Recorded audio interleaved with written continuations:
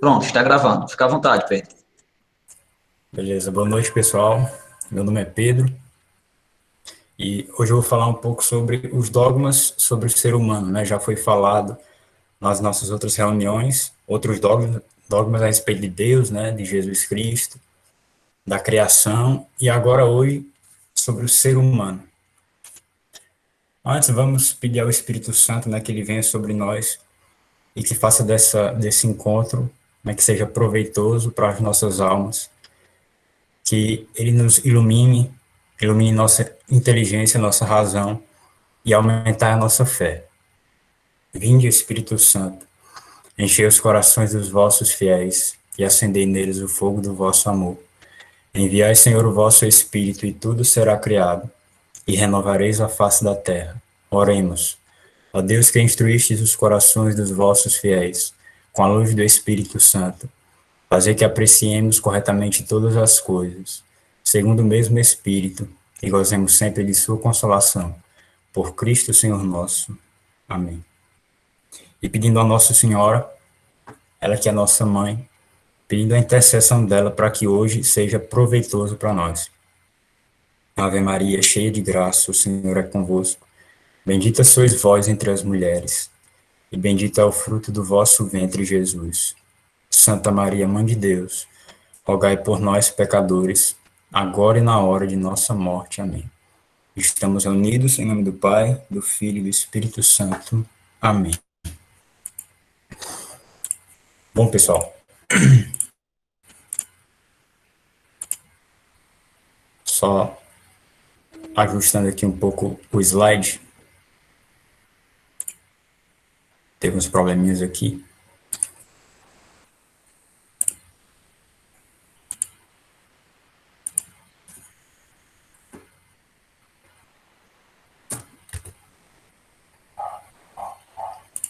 Ok, primeiro dogma a respeito do ser humano, né?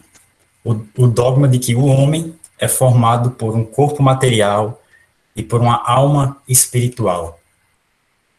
Então, o Catecismo da Igreja Católica, número 327, vai nos dizer o seguinte: a profissão de fé do Quarto Concílio de Latrão afirma que Deus, desde o princípio do tempo, criou do nada, ao mesmo tempo, uma e outra criatura, a espiritual e a corporal, isto é, os anjos e o mundo terrestre. Depois criou a criatura humana, que participa das duas primeiras, formada como é de espírito e corpo. Então, o ser humano, ele é único porque ele tem na sua própria natureza tanto o mundo material, né, que é a parte visível, como também o mundo espiritual, a parte invisível, que até nós citamos no credo constantinopolitano, né? E o relato bíblico que deixa isso mais claro é o relato da criação do ser humano, no Gênesis, no capítulo 2, versículo 7. O Senhor Deus formou o homem com o pó da terra e soprou em suas narinas o sopro da vida. E o homem tornou-se um ser vivente. Então, o pó representa a matéria orgânica, né? A substância física, que é o nosso corpo. E o sopro, esse sopro que Deus dá nas narinas, representa a nossa alma, ou seja, o princípio que nos anima. Anima, né, em latim, que significa alma. Então, esse espírito é o que nos dá a vida, é o que dá a vida ao ser humano. Então, o ser humano, na sua totalidade, ou seja, corpo e alma, ele é querido por Deus na criação.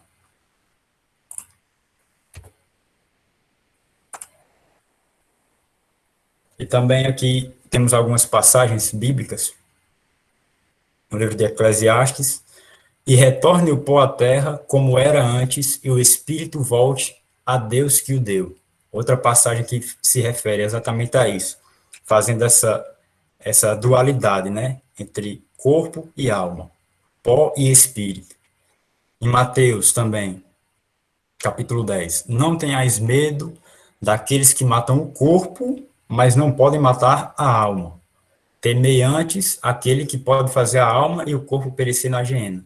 Então, as Sagradas Escrituras, elas afirmam que o ser humano ele é constituído de corpo e alma também.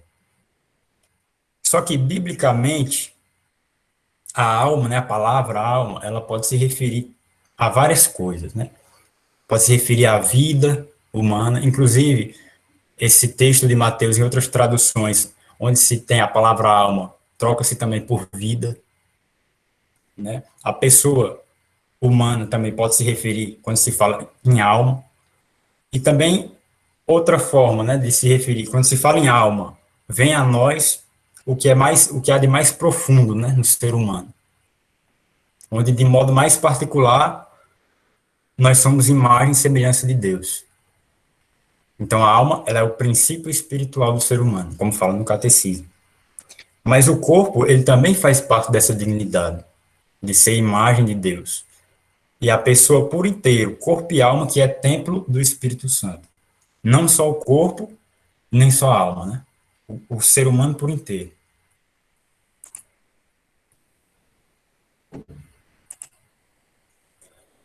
Na Gaudium et Spes, fala-se o seguinte: corpo e alma, mas realmente um, o homem, na sua condição corporal, reúne em si os elementos do mundo material, que assim nele encontram a sua consumação e nele podem louvar livremente o seu Criador. Por isso, não é lícito ao homem menosprezar a vida do corpo. Pelo contrário, deve estimar e respeitar o seu corpo, que foi criado por Deus e que há de ressuscitar no último dia. Então, com isso, a gente percebe o grande mal que é o gnosticismo, né, que é a heresia que acreditava na existência de dois deuses, né, um bom e outro mal, onde esse deus mal, demiurgo, né, ele criou o mundo material com tudo que existe aqui, com todo o sofrimento, toda tristeza e dor e etc. Então, por isso eles tinham esse pensamento de desprezo pela matéria e, consequentemente, pelo corpo humano. Então, esses hereges eles acreditavam que o corpo era a prisão da alma, que a alma era a única coisa boa que existia no ser humano. Por isso, os cátaros, né, que são os gnósticos lá da Idade Média, eles proibiam até o casamento e a reprodução, né? Porque para eles era aquilo multiplicava mais matéria, e para eles matéria era algo ruim, muito ruim. Então, uma distorção completa da verdadeira fé. Né? Corpo e alma, embora eles sejam distintos um do outro, eles são complementares, né? Eles se complementam. Eles formam um todo. Tanto um corpo, né? Tanto orgânico como também psíquico. Então, nenhuma ação do ser humano, nenhuma atividade do homem é somente espiritual ou somente corporal. É um conjunto das duas. Embora a alma seja espiritual e seja imortal, porque Deus criou e ela não tem mais fim, mas ela precisa do corpo. A alma, ela precisa do corpo para desenvolver as potencialidades dela. Então, a partir do momento em que a alma se separa do corpo, no caso, a morte por definição, a partir do momento da morte, essa alma, ela vai utilizar, ela vai usufruir aqueles valores que ela já adquiriu apenas no corpo, só enquanto ela estava reunida ao corpo. Por isso que não há um arrependimento depois da morte. Depois que a gente morre, nossa alma se separa e pronto. O que ela tinha de valor, que ela adquiriu enquanto ela estava no corpo, é que ela vai ser. Aquilo ali ficou parado ali. Não tem mais mudança a partir desse momento. O Catecismo da Igreja também fala o seguinte, no número 365. A unidade da alma e do corpo é tão profunda que se deve considerar a alma como a forma do corpo. Quer dizer, é graças ao espírito, né, a alma espiritual, que o corpo, que é feito de matéria, ele é um corpo humano e vive, né? No homem, o espírito e a matéria não são coisas separadas, são unidas na mesma natureza, não são duas naturezas distintas. Elas se unem e formam a natureza humana.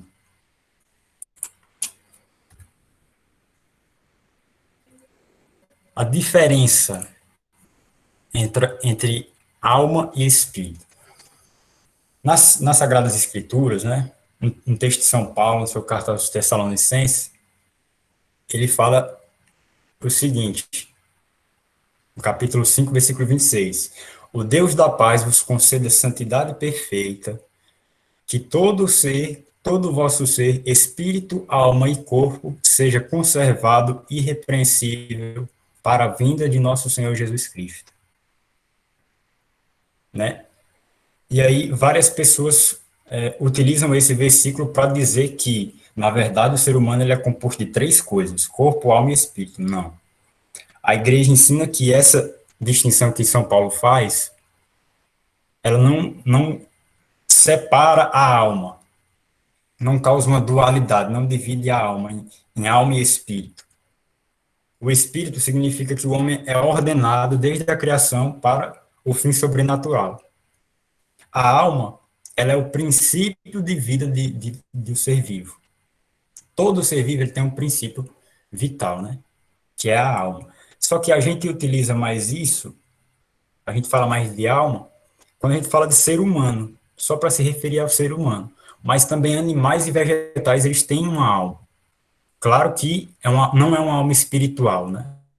Eles não amam, eles não pensam, eles não são seres pessoais.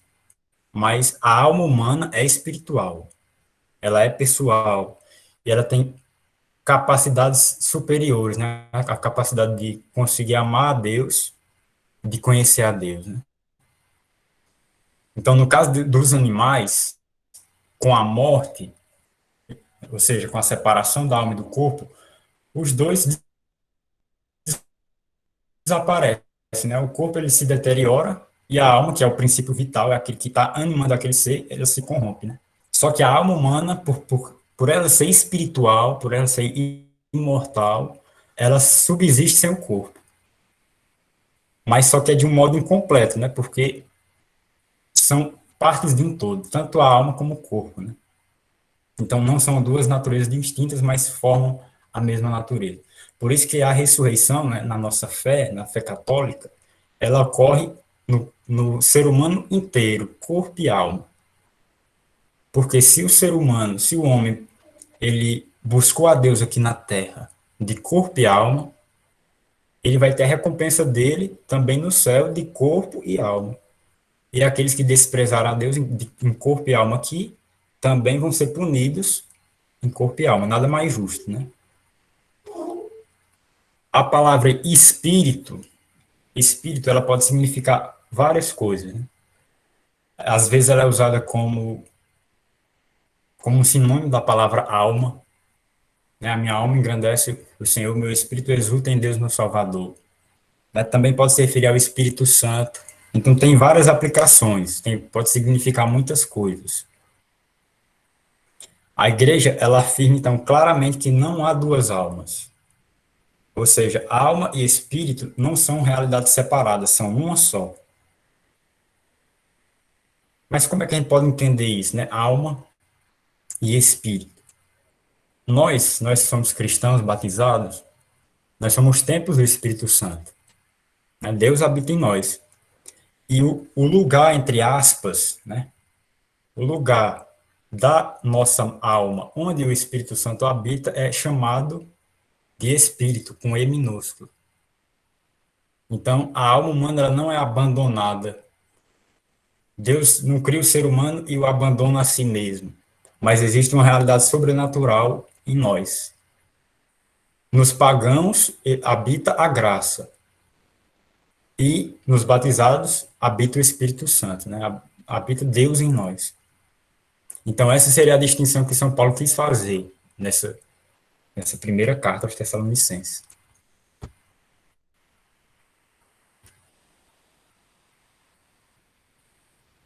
Segundo dogma, né? Segundo dogma do ser humano, o pecado de Adão ele se propaga a todos os seus descendentes por geração, não por imitação. Então nós sabemos, por revelação divina, por revelação, que Deus criou o ser humano com liberdade, né? Com livre-arbítrio. E com isso a gente pode fazer tomar nossas próprias decisões. inclusive negar o nosso próprio Criador. Então, interessante que Deus, ele prefere correr o risco de que nós neguemos a ele do que nos forçar a amar ele. Ele não força, ele não obriga, ele não faz a gente como uma marionete, um robô programado, não. Ele nos dá liberdade. E aí, com o pecado de Adão e Eva, eles fizeram a escolha deles. Ou seja, eles quiseram ser como Deus. Como Satanás falou, a serpente falou, sereis como deuses. E eles quiseram ser como Deus, só que sem ele, sem Deus, longe de Deus. E aí foram levados pela tentação a desconfiar da verdade que é Deus. E daí vieram as consequências, né? Destruir a nossa relação com Deus e a morte entrou no mundo. Então, o Catecismo, número 404, diz o seguinte: como é que o pecado de Adão se tornou o pecado de todos os seus descendentes? Todo o gênero humano é em Adão como um só corpo de um único homem. Ou seja, como se todos nós estivéssemos em Adão. Ele representa todo o gênero humano. Em virtude dessa unidade do gênero humano, todos os homens estão implicados no pecado de Adão, do mesmo modo que todos estão implicados na justificação de Cristo. Todavia, a transmissão do pecado original é um mistério que nós não podemos compreender plenamente, mas sabemos pela revelação que Adão tinha recebido a santidade e a justiça originais, não só para si, mas para toda a natureza humana. Então, os dons preternaturais, né, os dons que Adão e Eva tinham antes de cometer o pecado, né, que era imortalidade, a integridade, impassibilidade e ciência infusa. Esses dons, eles seriam propagados a todos nós, se não houvesse o pecado. Com esse dom da imortalidade, o ser humano até poderia morrer, mas a morte dele não seria essa experiência que é para nós hoje, né, essa experiência dolorosa. Como fala o Dom Henrique, né, não teria essa cara feia da morte hoje. Para nós, a morte tem uma cara feia. Então, o que é que seria? Seria como um sono, como a dormição de Nossa Senhora. Com a integridade, né, os nossos desejos, nossos pensamentos, eles seriam sempre conforme a razão e conforme a nossa vontade. Então, não haveriam aqueles conflitos interiores que há na gente, né? A gente conseguiria nos dominar, né? Com a impassibilidade, a gente não sofreria, né? Não sentiria dor.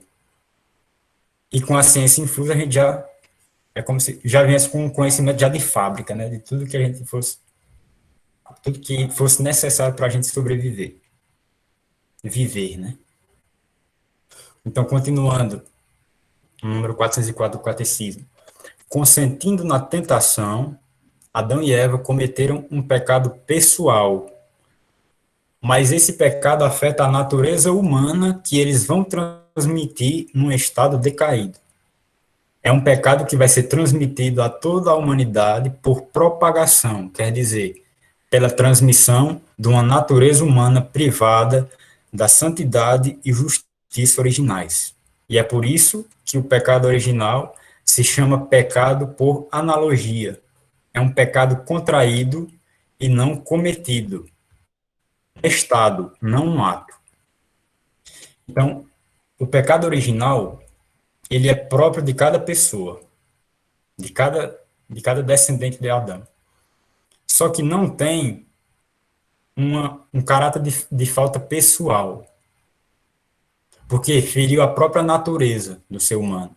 Então, para esclarecer, fazendo uma analogia aqui, você nasce com 2 braços e 2 pernas. Só que você não fez nada para merecer isso, né? Esses membros. Mas por que eles são seus? É porque fazem parte da natureza humana, né? Ter esses membros. Então, da mesma forma, nós nascemos com o pecado original. Nós não fizemos nada para merecer isso. Mas isso foi passado por quê? Porque a natureza decaída do ser humano fez isso. Isso passou a ser parte da natureza do ser humano. Então, por isso, também é nosso. Assim como você tem braços e pernas por causa da natureza humana criada por Deus, você tem o pecado original porque graças a essa natureza decaída, né, depois do pecado.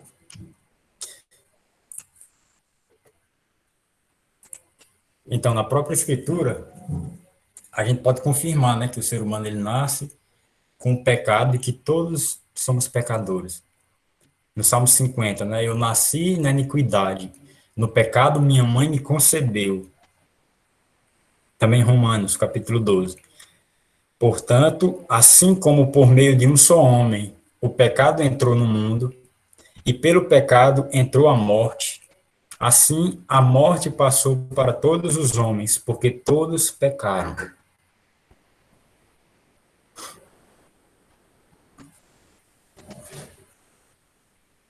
No Catecismo número 403.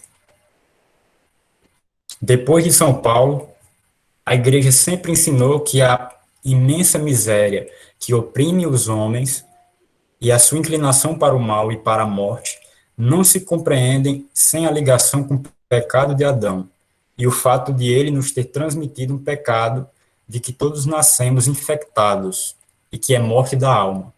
Alguns hereges, eles diziam apenas que era morte do corpo, como se a consequência do pecado de Adão fosse apenas corporal e não espiritual.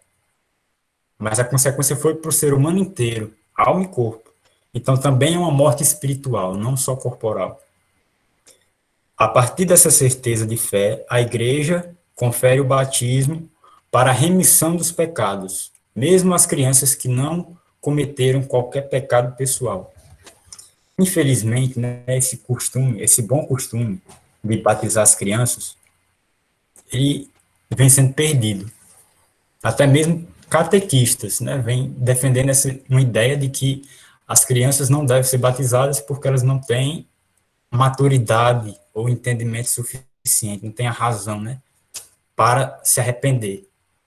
Usando, né, o fato de que antigamente, né, no tempo dos apóstolos, os pagãos se batizavam e para isso eles teriam que se arrepender, né, utilizando desse fato. Só que eles acabam se esquecendo que é pecado grave deixar uma criança muito tempo sem se batizar. É uma responsabilidade dos pais, porque está privando aquela criança do Espírito Santo agir nela, né? Está privando da remissão dos pecados e também da graça de ser filho de Deus, né? Como Jesus disse, né? Deixai ver a minhas criancinhas. Continuando aqui. No Catecismo número 412. Mas por que é que Deus não impediu o primeiro homem de pecar? São Leão Magno, ele responde: a graça inefável de Cristo deu-nos bens superiores aos que a inveja do demônio nos tinha tirado. E São Tomás de Aquino: nada se opõe a que a natureza humana tenha sido destinada a um fim mais alto depois do pecado. Efetivamente, Deus permite que os males aconteçam para deles tirar um bem maior. Daí a palavra de São Paulo: onde abundou o pecado, superabundou a graça. Por isso, na bênção do Círio Pascal, canta-se: ó feliz culpa que mereceu tão e tal grande Redentor. Então, através desse mal, desse grande mal, né, que foi o pecado de Adão, Deus ele nos traz graças que são inimagináveis, né? De um paraíso terrestre, que é onde viviam nossos primeiros pais, nós passamos a ter, através de nosso Senhor Jesus Cristo, o céu, que é a visão beatífica de Deus, né? Então, agora nós temos a possibilidade de contemplar nosso próprio Deus face a face, né? De ser chamado filho dele, e também de merecer, termos a honra, né? de que nosso Senhor, nosso próprio Deus, se fizesse carne, se fizesse homem como nós, né, para nos redimir. Então, não é uma demonstração infinita de amor, né, ao ser humano. Algumas pessoas veem apenas o lado ruim, né, do pecado original. Porque eu não mereci isso, eu não fiz nada para merecer isso, por que uma culpa lá de Adão vai me interferir? Sim, você não fez nada para merecer isso, mas também não fez nada para não merecer isso. Né? Então, vê apenas o lado ruim, apenas a luta interior que a gente tem, né? A luta contra as paixões desordenadas, o sofrimento, a morte. Só que esquece de que a gente foi redimido e que a gente pode ser elevado a um grau de glória no céu. Como fala São Paulo, né? Coisas que os olhos não viram, nem os ouvidos ouviram, e que o coração nunca imaginou, né? Isso é o que Deus tem preparado para aqueles que o amam. E o último dogma a respeito do ser humano. O ser humano caído não pode redimir-se a si próprio. A doutrina da igreja sobre a transmissão do pecado original foi definida sobretudo no século V, né? Foi definido isso no século V, porque havia um herege chamado Pelágio, né? E Santo Agostinho, ele ia contra as ideias de Pelágio. O que é que Pelágio falava, né? Catecismo número 406. Pelágio sustentava que o homem podia, pela força natural da sua vontade livre, sem a ajuda necessária da graça de Deus, levar uma vida moralmente boa. Reduzia a influência do pecado de Adão a um simples mau exemplo. Os primeiros reformadores protestantes, pelo contrário, ensinavam que o homem estava radicalmente pervertido e a sua liberdade anulada pelo pecado das origens. Identificavam o pecado herdado por cada homem como a tendência para o mal, concupiscência, a qual seria invencível. Então, aí depois disso, a igreja ela se pronunciou, né, nos concílios de Orange e de Trento.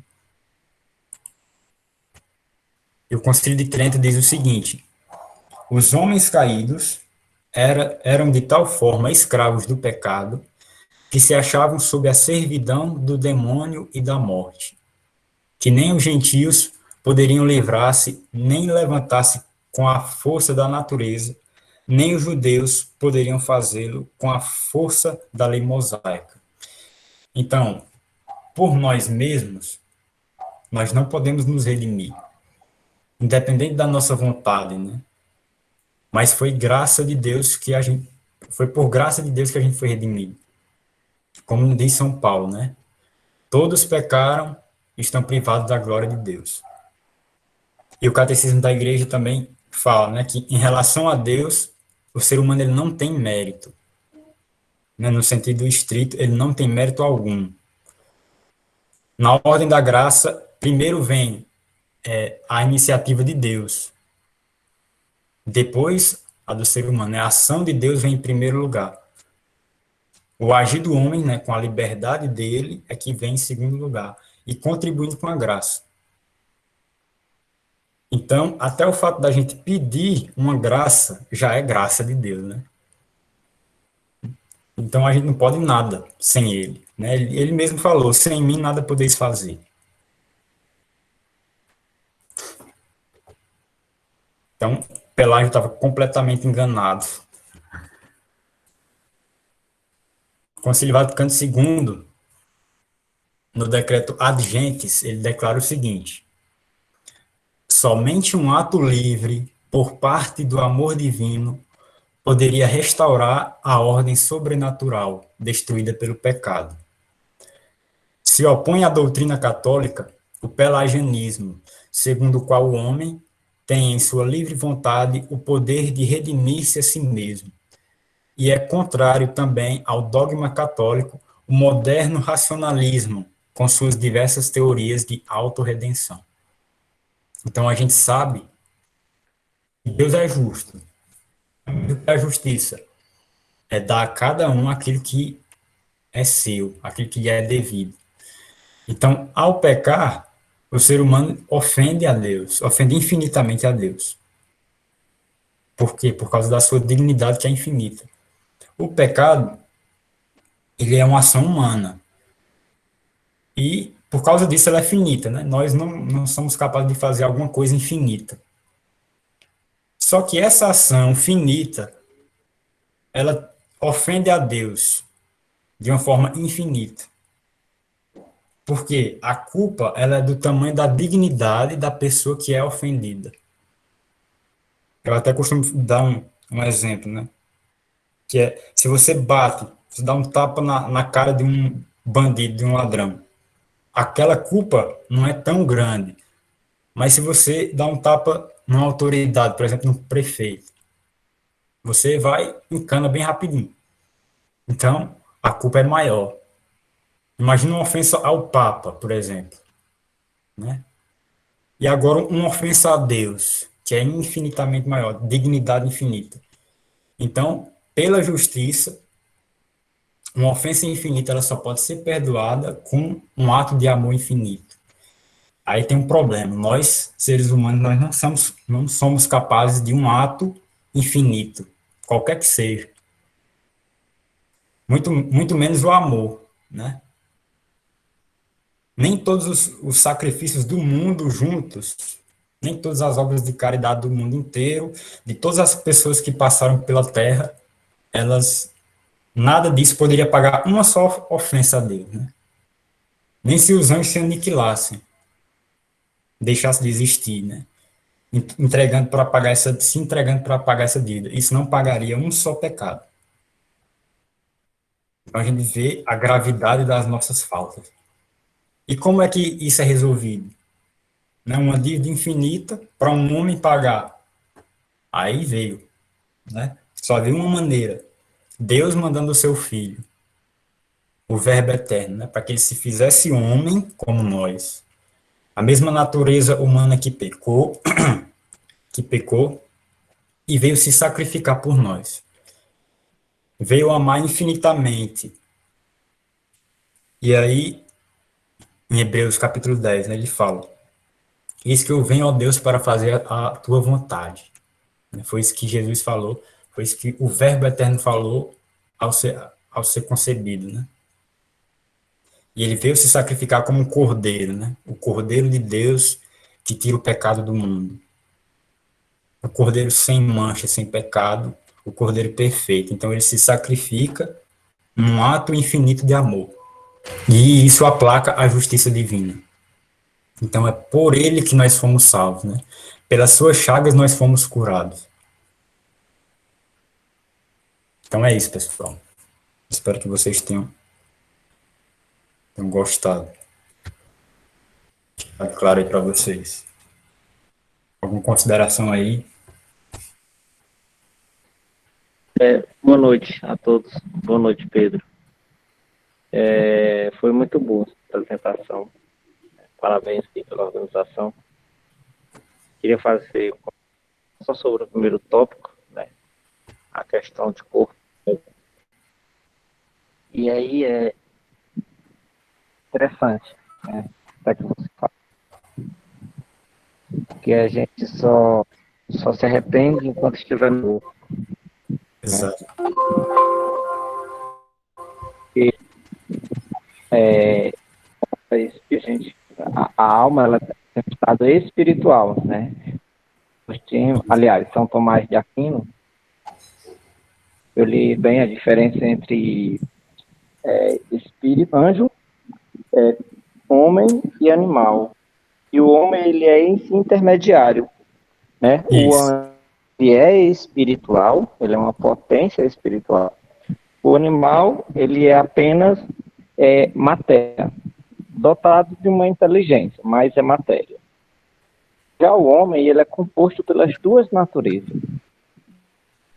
Ele tanto tem a natureza corpórea do animal, como tem a natureza espiritual do anjo, que é a sua alma. Então, na ressurreição, a alma voltará para o seu corpo.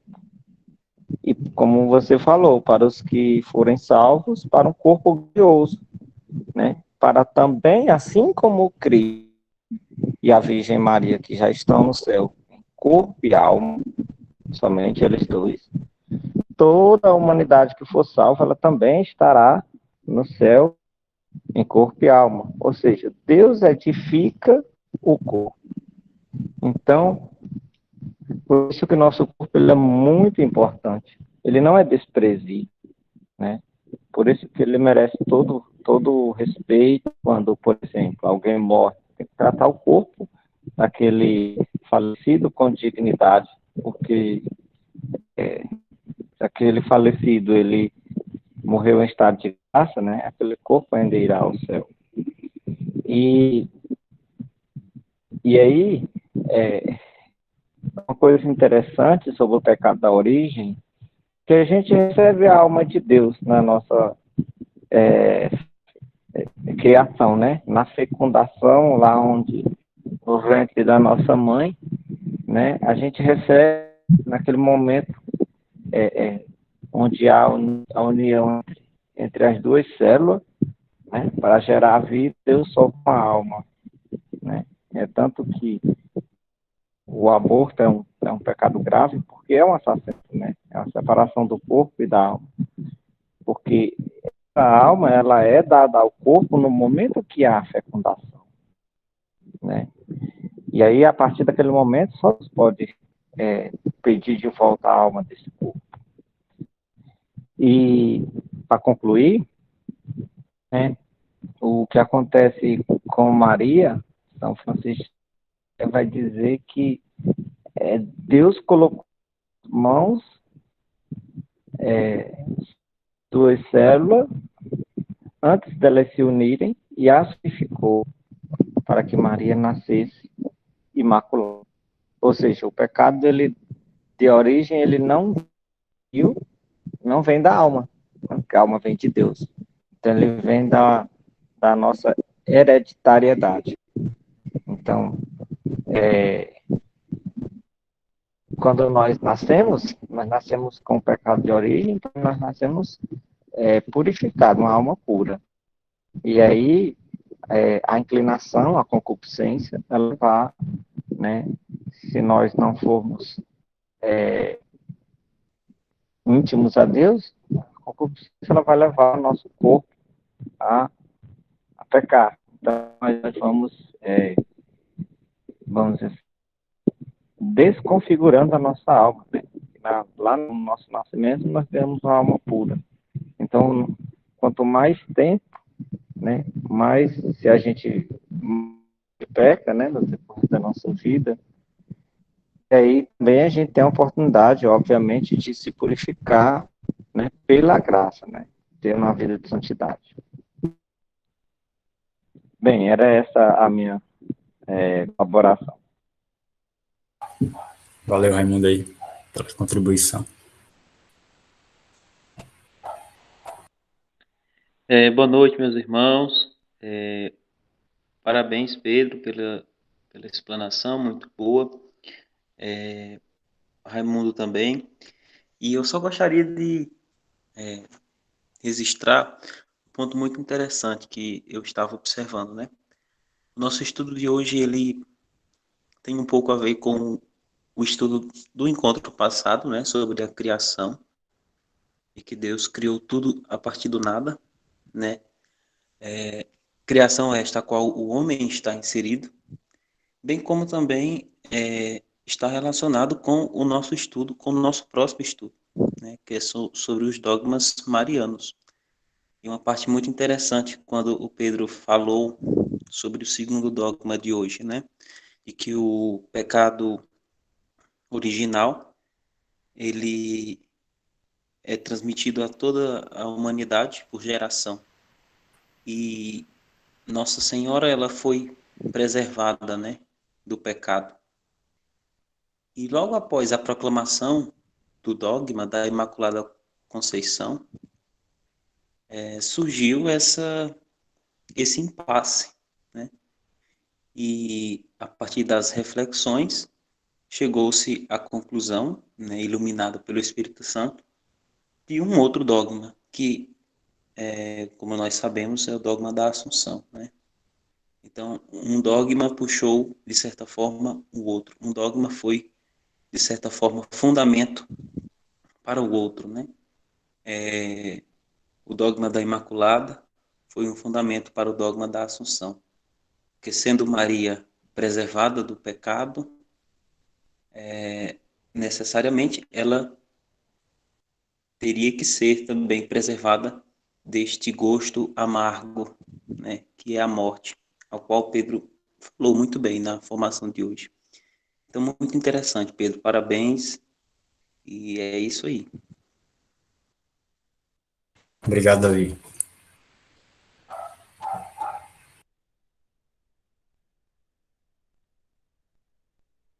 É interessante, né, que todos os dogmas que a gente já viu, na ordem, né, eles têm uma ligação, né? O primeiro, Michael falou sobre os dogmas a respeito de Deus, né, falou da Santíssima Trindade, e aí já veio os dogmas sobre Jesus Cristo, em seguida veio sobre a criação, aí depois agora o ser humano, que é parte da criação, e aí nós tocamos nesse assunto do pecado, aí o próximo, né, que são os dogmas marianos, vai ser justamente sobre isso, né, Maria, que ela foi concebida sem o pecado original, né, ela foi redimida por antecedência, né, muito interessante isso. Parece uma corrente, né? Uma coisa ligada à outra, e de forma cronológica, ordenada. É até um alicerce, né? É a catequese que a gente está tendo, né? Depois, se a gente pega cada um de modo particular, fazer uma reciclagem que foi apresentado quando a gente encerrar, vai ver que é um alicerce aí da nossa fé. Daí a beleza, né, da fé católica, em nós percebermos a universalidade da verdade, a universalidade da doutrina, né? Ao qual, quando um ponto é contrariado, muitos outros também, consequentemente, vão ser contrariados, né? E é interessante também refletirmos a assistência que o Espírito Santo deu para a igreja ao longo dos séculos. E aí eu trago a reflexão para vocês. Claro que isso não seria possível pela promessa, pela garantia de Cristo, de que as portas do inferno não prevaleceriam. Mas se, digamos, por exemplo, o pelagianismo tivesse prevalecido, se não houvesse homens sábios que trouxesse à tona a verdade, né? É muito interessante refletirmos sobre isso. Assim, às vezes eu fico pensando, né, Deus, ele criou, né, inspirou pessoas a escreverem as Sagradas Escrituras. Aí nossos amigos, nossos irmãos separados protestantes, acreditam apenas somente na Escritura e deixam de lado a igreja. Mas como é que Deus faria um livro infalível e entregaria na mão do povo para eles interpretarem do jeito deles? De forma nenhuma. Para um livro infalível, precisa de um leitor infalível também. De alguém que entenda infalivelmente, porque senão não serviria de nada. Não é verdade? Então, por isso que ele entregou a igreja e está com seu espírito na igreja. E permanece na igreja até o fim dos tempos, auxiliando, né, dando a inspiração.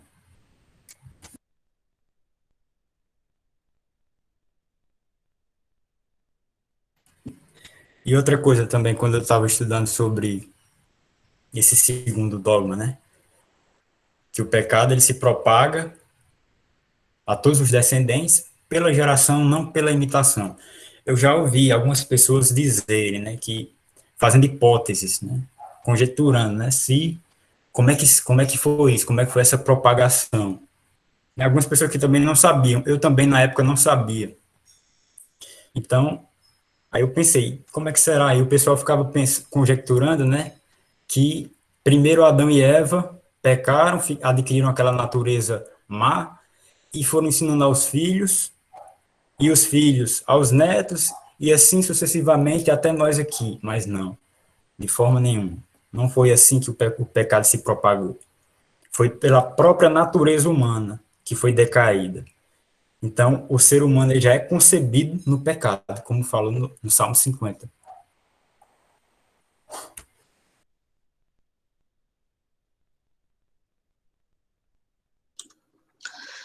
Olá, meus irmãos, salve Maria, boa noite. Vocês estão me ouvindo? Estamos sim. Ah, tá ok. Peço desculpas que no meio faltou energia aqui em casa. Acho que o Cedro 4 está dando trabalho, viu, Raimundo? Ainda bem que acho que você não está de sobreaviso, né? Mas vamos lá. Alimentador fora, Moisés. Ixi, Alimentador fora. Estou foi. trabalhando. Eu acho que até o Cedro 2, né? Porque deve estar fazendo transferência. Mas vamos lá, vamos voltar para a nossa formação. Ah, eu tenho alguns pontos, tenho que pegar o costume de anotar as coisas, que aí vai passando pela lembrança que eu ia falar, acabei de esquecer. Mas de antemão, parabenizar o Pedro pela apresentação proposta aqui para a gente, trazida, sucinta, clara. E eu acho interessante que ficou em tela justamente esse slide aí que tem uma citação do Concílio Vaticano II, né? Ad gentes.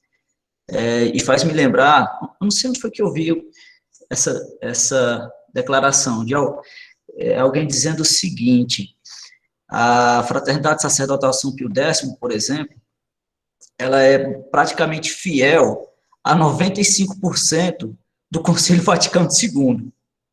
E é condenada, vamos dizer assim, deixa eu botar um aspas bem grande nessa condenada, né? É separada canonicamente da igreja por esses 5% que ela rejeita seguir, né? E aí eu fico a me perguntar se algum padre moderno, né, aceitaria ou estaria disposto a pregar isso que está aí posto nessa citação que o Pedro nos trouxe. Somente um ato livre por parte do amor divino poderia restaurar a ordem sobrenatural destruída pelo pecado.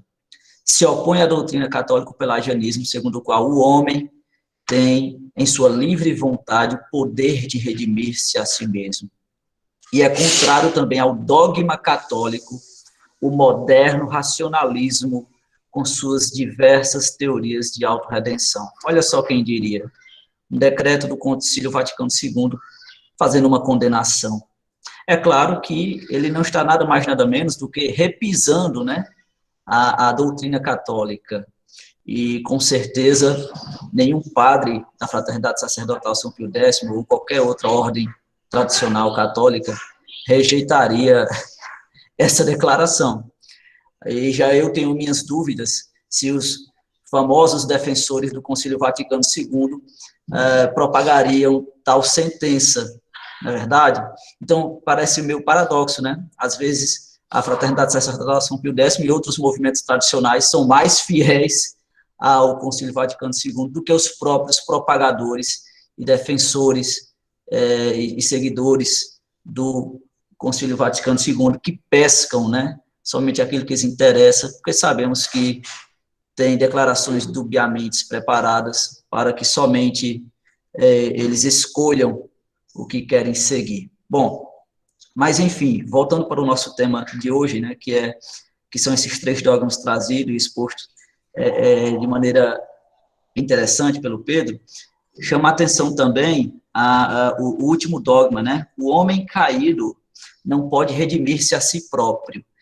E isso me chama muita atenção quando, sempre que eu vou ao Icó, e passo a cidade de Icó, né? Não sei se vocês conhecem, e passo ali de frente a uma avenida onde fica uma loja maçônica, que tem uma estátua de um cara, né, se desprendendo de uma pedra, né, se auto-lapidando.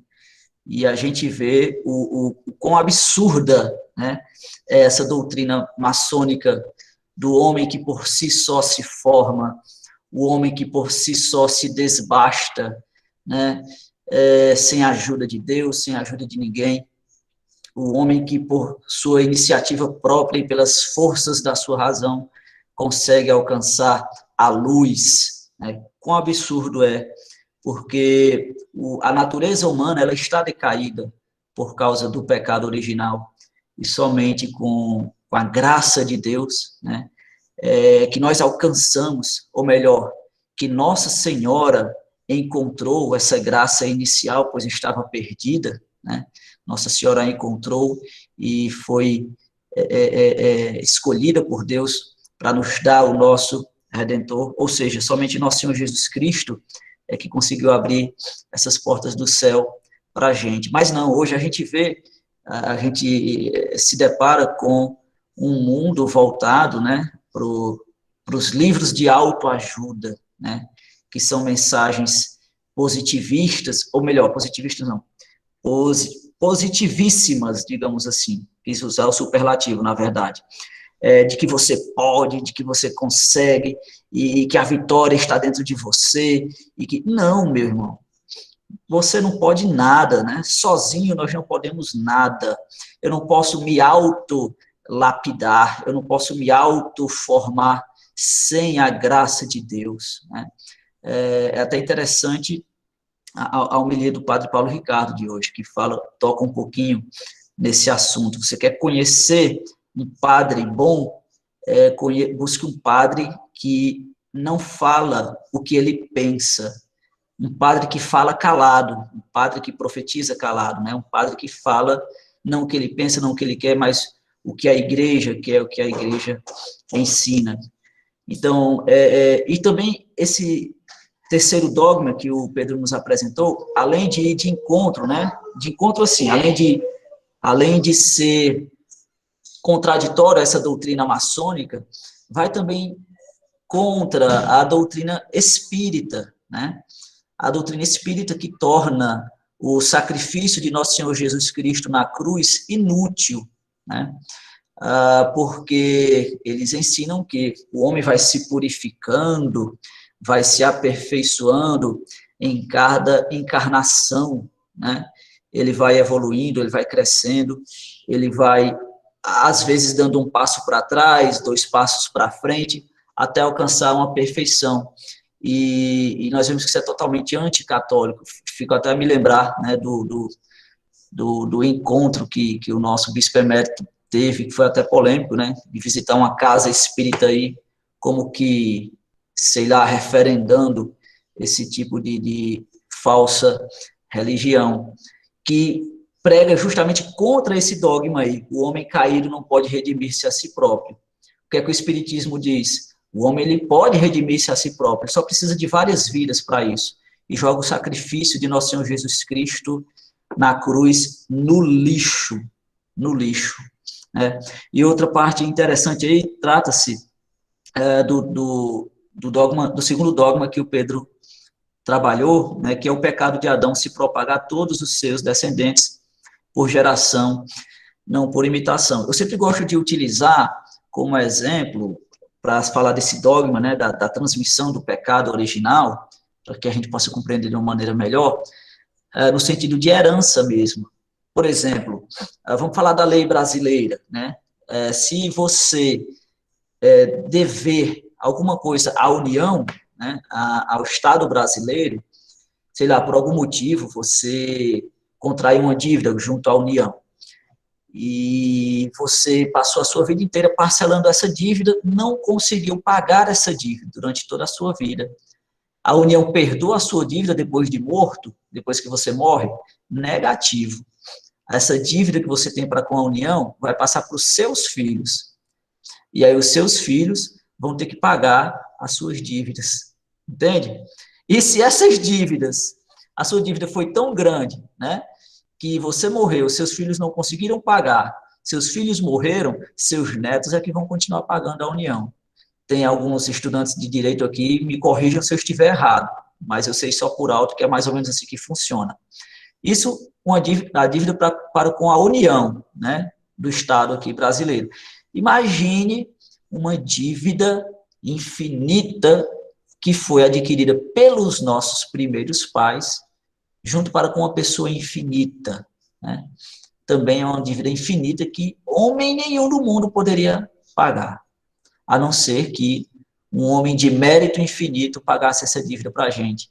E a gente sabe muito bem como foi que aconteceu, né, o pagamento dessa dívida, e que nós não podemos, né, usar esse cheque em branco, vamos dizer assim, que nós recebemos pelo pagamento dessa dívida, de qualquer maneira. Esse cheque em branco, na verdade, não é um cheque em branco, é um cheque em vermelho, vermelho de sangue, sangue de nosso Senhor Jesus Cristo, que foi derramado na cruz para nos salvar e que vale muito. Enfim, falei demais, né? Parabéns, Pedro, pela formação de hoje, foi muito proveitosa.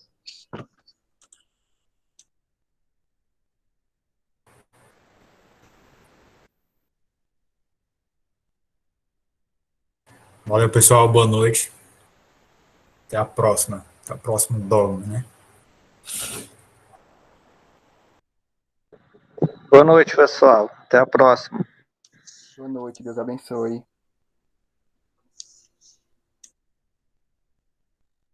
Boa noite. Boa noite.